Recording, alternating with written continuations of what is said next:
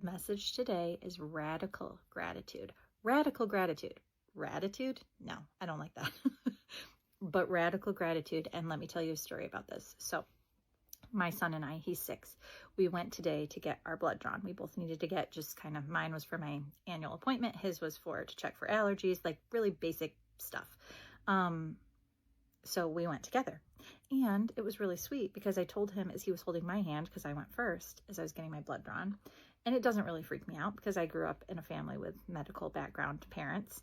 But I was like, it's really nice to have my hand held during this appointment because I've been to many phlebotomy appointments in my life, many. The only time I ever got to have my hand held was when I was a little kid, or more recently in my life when my husband was in the hospital with me when I was birthing you and your sister. So I had his little hand in my hand and got my blood drawn, and he's watching everything because we call him a little scientist because he loves all things. He just tells us he wants to be a brain surgeon when he grows up. He loves all things science and math and dinosaurs and the skeleton and organs and bodies and all the things. So he's going to be our little scientist, or he already is. And so he held my hand, and then I held his hand, and they had to, with his little baby vein, dig around a little bit to find his vein, but the phlebotomist had been doing it 17 years, so it only took a second. He did have some tears. He watched the whole time. I'm like, buddy, I have to close my eyes. Like, he was like trying to see it, and the lady's like, you don't have to watch. Then he looked away for a second, and then he looked back when the blood was coming into the little tube because he wanted to see it because he's a little scientist. And we got out of that appointment, and I calmed him down, and he went and got a little treat, and he was so proud of himself, and he got a little like alien, what's that called? An alien Band-Aid. And he was just so proud.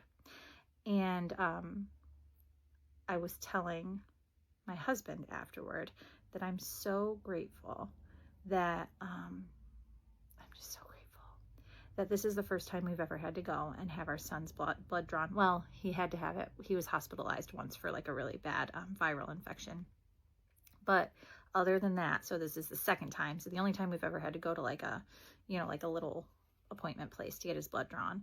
And I'm so grateful that it was just like this basic run of the mill once every 6 years. Like, we just don't have to go and have either of our babies' blood drawn ever. Like, that is not a regular part of our life. And just the fact that that is true, the fact that that is like a rarity for us, I'm so thankful for that.